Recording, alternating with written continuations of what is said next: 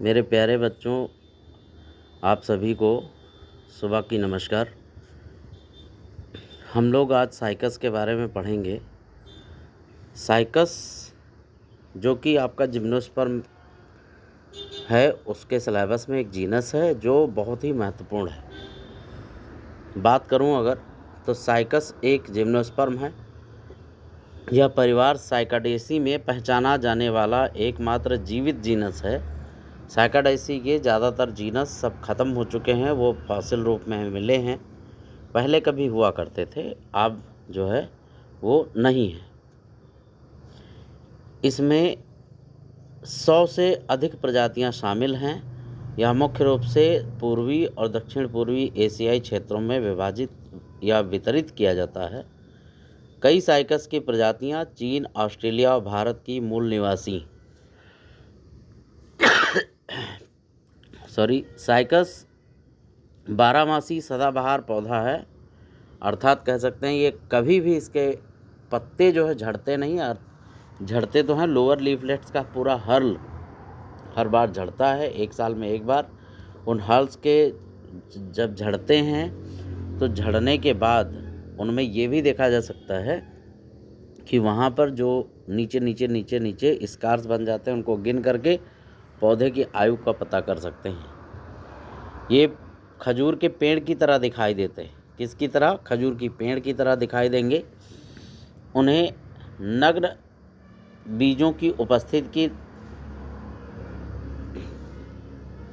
अर्थात अंडाशय के भीतर या जो भी बीज हैं, सीड हैं, वो किसी के भी भीतर बंद नहीं पाए जाते हैं। मुख्य शरीर का हिस्सा डिप्लॉयड स्पोरोफाइट होता है। और ख़ास बात कि डिप्लॉयड स्पोरोफाइट की जो ख़ास बात होती है, साइकस द्विलिंगी होंगे, अर्थात नर और मादा अलग अलग पौधों पर पाए जाते हैं। ठीक है। मोनासियस होंगे। मोनासियस में दोनों एक ही पर होते हैं। और डायोसियस द्विलिंगाश्रयी होंगे। द्वि माने दो, लिंग मतलब सेक्स ऑर्गन्स, और आश्रय मतलब रहने की जगह। कहने का मतलब हम कह सकते हैं कि डायोसियस में दोनों सेक्स ऑर्गन्स अलग अलग जगहों पर पाए जाएंगे। ठीक। जो डायोसियस होते हैं वो मोनो यूनिसेक्सुअल होते हैं, और जो मोनासियस होते हैं वो बाइसेक्सुअल होते हैं। अब बात हम लोग कर लें कि क्लासिफिकेशन की, तो इसका किंगडम प्लांटी है, सब किंगडम ट्रैकियोबाइंटा है, सब सुपर डिवीजन से ऊपर जो आता है सुपर डिवीजन स्पर्मेटोफाइटा है, डिवीजन साइकेडोफाइटा है, क्लास साइकेडोप्सिडा है, ऑर्डर साइकाडील्स है, फैमिली साइकाडेसी है, और जीनस साइकस है। फिर से एक बार पढ़ लीजिए।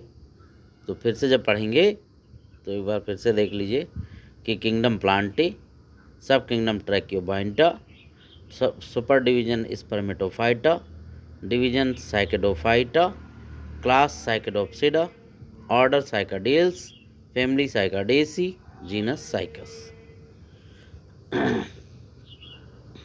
यह सब किंगडम ट्रैकियोबाइंटा से संबंधित हैं।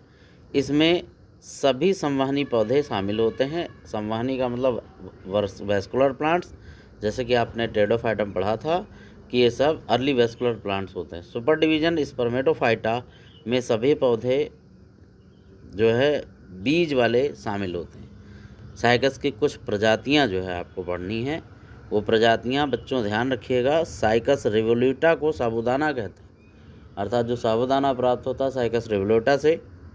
साइकस ससनेलिस को फर्न पाम कहते हैं, भारत के लिए स्थानिक है, भारत के लिए एंडेमिक कहा जाता है कि इनमें से कौन सी प्रजाति भारत के लिए एंडेमिक है। फिर साइकस मीडिया, ये ऑस्ट्रेलियाई नट के नाम से प्रसिद्ध है, और उसके बाद साइकस रम्फाई। ये चीज़ें हो गई। स्ट्रक्चर की बात करें तो साइकस का मुख्य जो शरीर है वो द्विगुणित स्पोरोफाइट या 2N डिप्लॉयड स्पोरोफाइट होता है। यह एक संवहनी पौधा है जिसे जड़, तना और पत्तियों में बांटा जा सकता है। किसमें बांटेंगे? जड़, तना और पत्ती में बांटेंगे। इसके बाद बच्चों अगर बात करें तो साइकस की कुछ महत्वपूर्ण विशेषताएं वो हम लोग देख रहे हैं।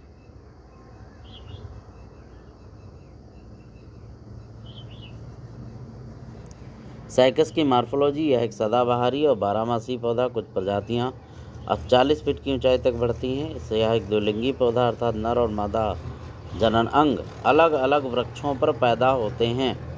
इसकी 2 प्रकार की जड़ें होती हैं, मूसला जड़ और मूंगा जड़। मूंगा जड़ को इंग्लिश में बोलते हैं, मूंगा जड़ को कोरलॉयड रूट क्या बोलते हैं। ये जो जड़ है मूंगा जड़, इसको बोलते हैं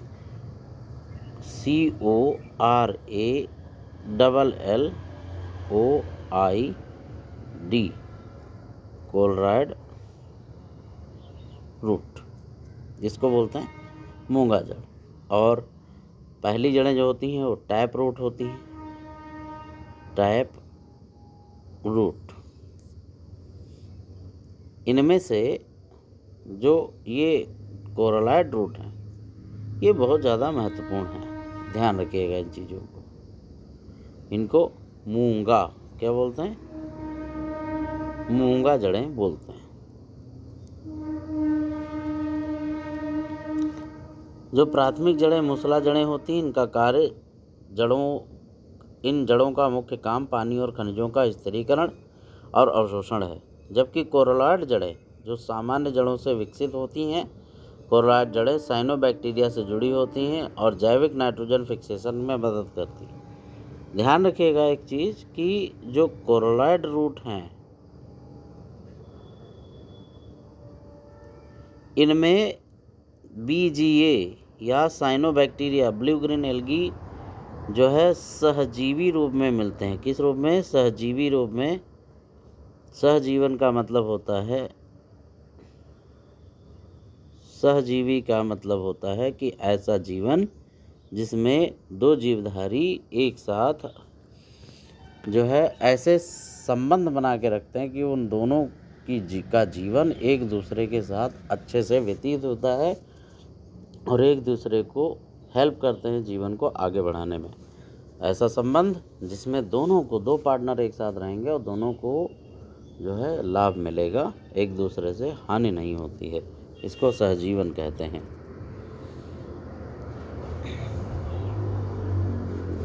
तो चूंकि इनमें ब्लू ग्रीन एल्गी है इसलिए नाइट्रोजन फिक्सेशन करेंगी। तना या कॉर्डेक्स ज़्यादातर बिना शाखाओं वाला होगा, मोटा और वुडी होगा। लगातार पत्ती के आधार के कारण तने की सतह खुरदुरी होती है। वही लीफ स्कार्स बताया हमने। पत्तियां तने के शीर्ष पर एक मुकुट बनाती हैं। साइकस में 2 प्रकार की पत्तियां पाई जाती हैं। पत्तियां कौन कौन सी पत्तियां, एक नॉर्मल पत्तियां और एक स्केल लीव्स या सल्की पत्तियां। पपड़ीदार पत्ते छोटे और भूरे रंग के होंगे। उनका एक सुरक्षात्मक कार्य है, वे प्रजनन संरचनाओं और शूट अपेक्स की रक्षा करते हैं। पर्णपाती पत्तियों के साथ पपड़ीदार पत्तियां वैकल्पिक होती हैं। हरी पर्ण समूह की पत्तियां सूक्ष्म रूप से मिश्रित होती हैं। प्रत्येक पत्ती में कई पत्रक होते हैं जो एक लंबी रेखा पर व्यवस्थित होते हैं। पत्रक का मतलब लीफलेट्स। पत्तियों में परिभ्रमण वर्नेशन होता है। परिभ्रमण वर्नेशन का मतलब होता है पत्तियों में CIRCINATE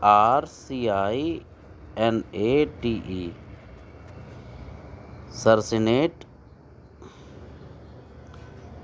वर्नेशन पाया जाता है। अर्थात जब पत्ती की उत्पत्ति होती है तो शुरुआत में पत्ती इस तरीके की रहती है, मतलब आगे से खूब मोड़ मोड़, और फिर जैसे जैसे डेवलप होगी फिर ये धीरे से क्या करेगी कि जो है ये पत्ती आगे चल के जब आगे डेवलपमेंट होगा तो ये पत्ती इस तरीके की बन जाती है। लेकिन चूंकि साइकस का केस है, साइकस के केस में लीफलेट्स बनती। ये हो गई मेन मिडरिब जो कि मोटी होगी, यहाँ से ये गई ऐसे, और नुकीली पत्ती, ये नुकीली पत्ती।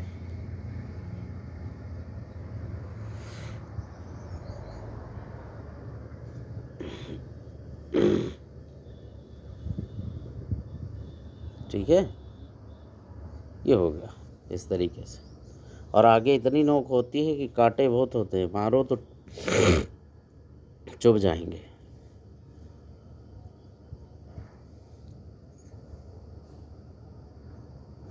और पार्श्व पत्तियों, ये हमने बताया, पत्तियों में परिभ्रमण वर्नेशन या ससनेट वर्नेशन होता है और पार्श्व पत्तियों के बिना मध्य सिरा होती है। पत्ती के पत्ते स्थायी नहीं होते और गिर जाते हैं, जिससे पत्ती के आधार निकल आएंगे। जाइलम में ट्रैकेट्स और जाइलम पैरेन्काइमा होती है, लेकिन वाहिकाओं की कमी होती है। फ्लोएम में छलनी ट्यूब और फ्लोएम पैरेन्काइमा होते हैं। खास बात, sieve tubes and phloem parenchyma मिलेगा। सहचर कोशिकाएं, मतलब यहाँ पे जो कंपाइनियन सेल्स हैं वो नहीं पाई जाती। अगर कहा जाए साइकस में जो COMPANION कंपाइनियन सेल्स जो हैं वो नहीं पाई जाती, ध्यान रखिएगा।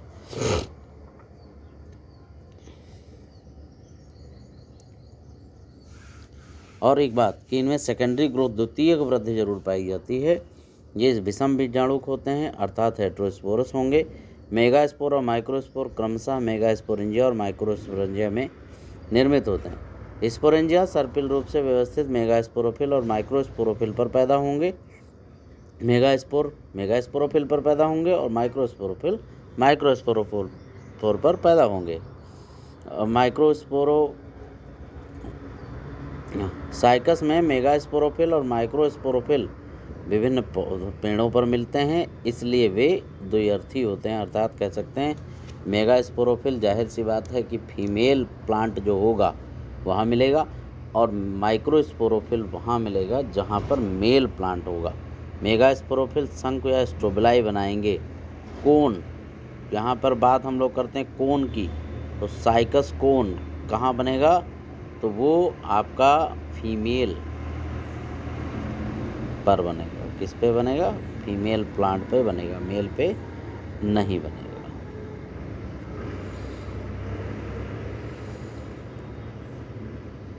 अब बात करें हम लोग कि प्रजनन और जीवन चक्र की, तो साइकस में एसेक्सुअल और सेक्सुअल विधियों से रिप्रोडक्शन होगा।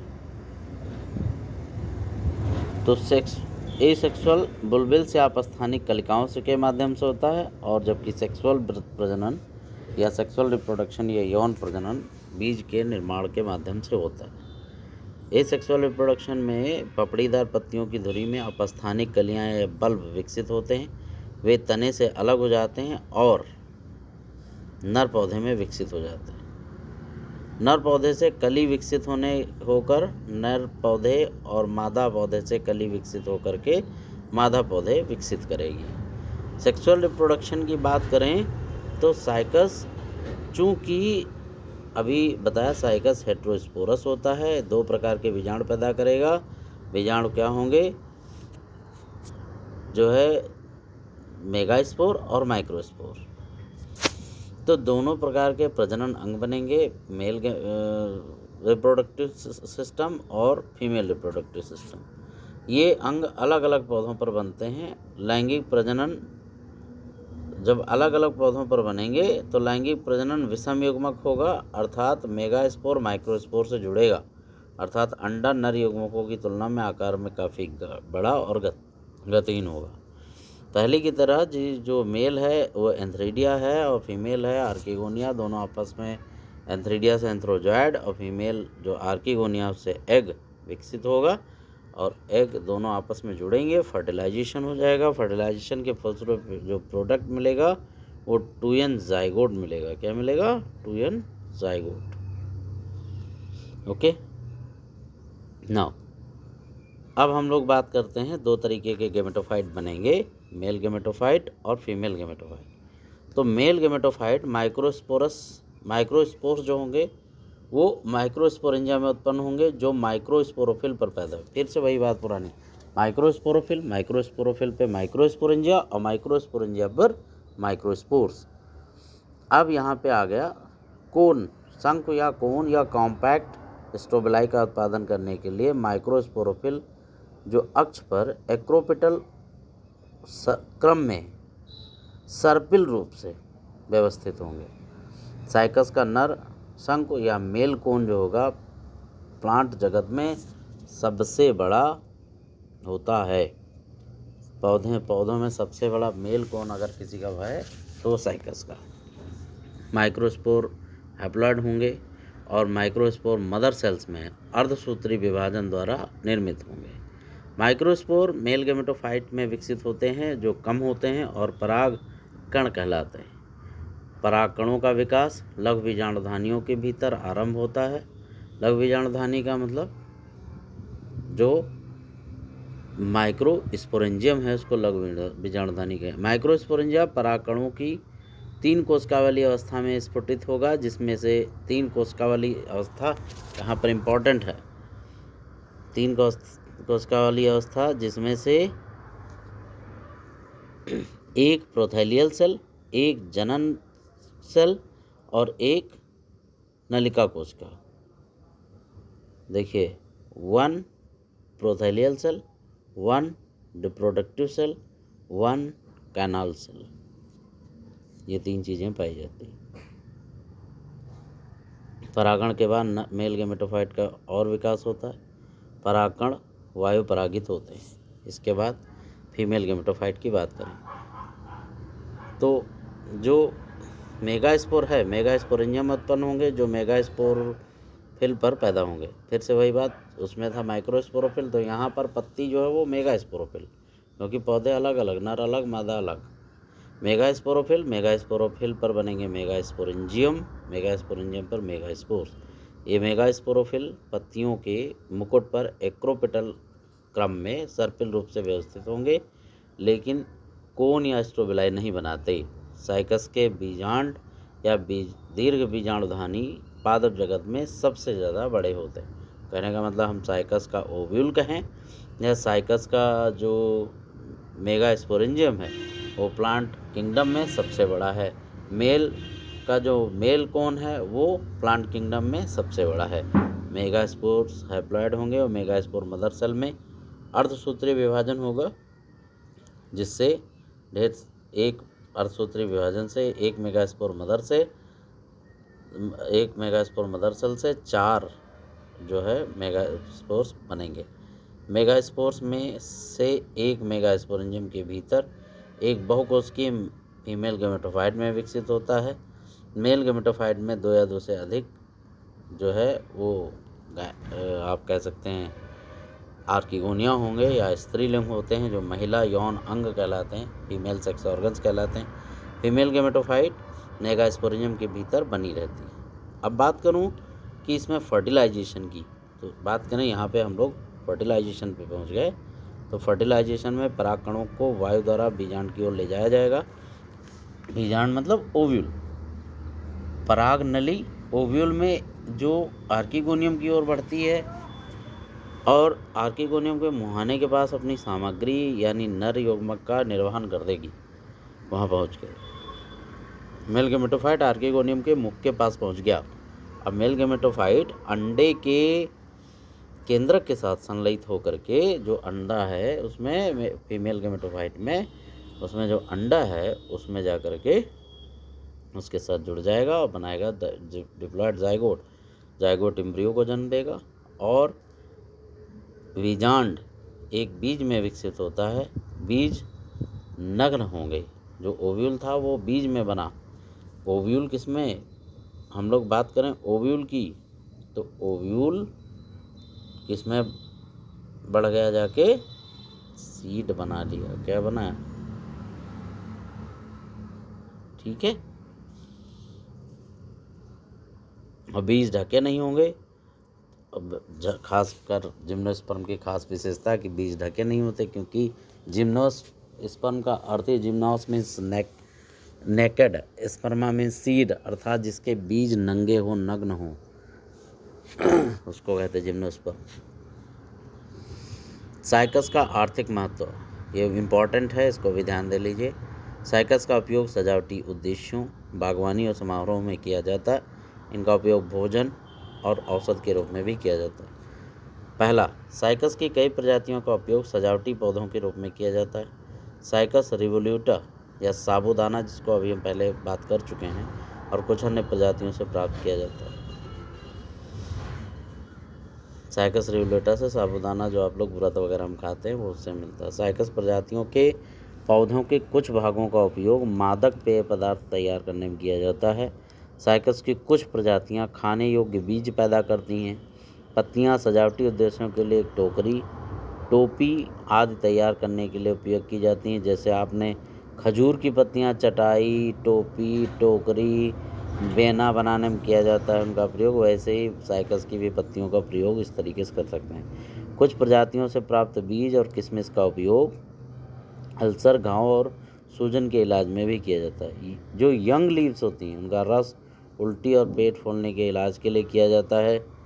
विभिन्न प्रजातियों की युवा रसीली पत्तियाँ जो रसीली का मतलब उसमें जो हो गया जूसी हैं, जूस है, मोटी पत्तियां हैं, यंग है, उसमें रस निकलता है कि पत्तियों के अक्सर सब्जियों के रूप में पकाया जाता है। साइकस में बीजों का उपयोग, जो साइकस के सीड्स हैं उनका उपयोग क्या करेंगे, जो हाई ब्लड प्रेशर है, HBP मतलब हाई ब्लड प्रेशर और मस्कुलो स्केलेटल डिजीज़, मस्कुलो स्केलेटल डिजीज़ जो होती हैं उसमें किया जाता है, डिजीज़ के इलाज में किया जाता है। तो इस प्रकार से ये पूरा का पूरा जो है हम लोगों ने साइकस का पूरा जीनस स्टडी कर लिया है। आप लोग इस वीडियो को 3-4 बार देख डालिएगा जिससे आपका तैयार हो जाएगा अच्छे से, बाकी फिर आगे हम लोग कराएंगे। थैंक यू, बहुत बहुत धन्यवाद।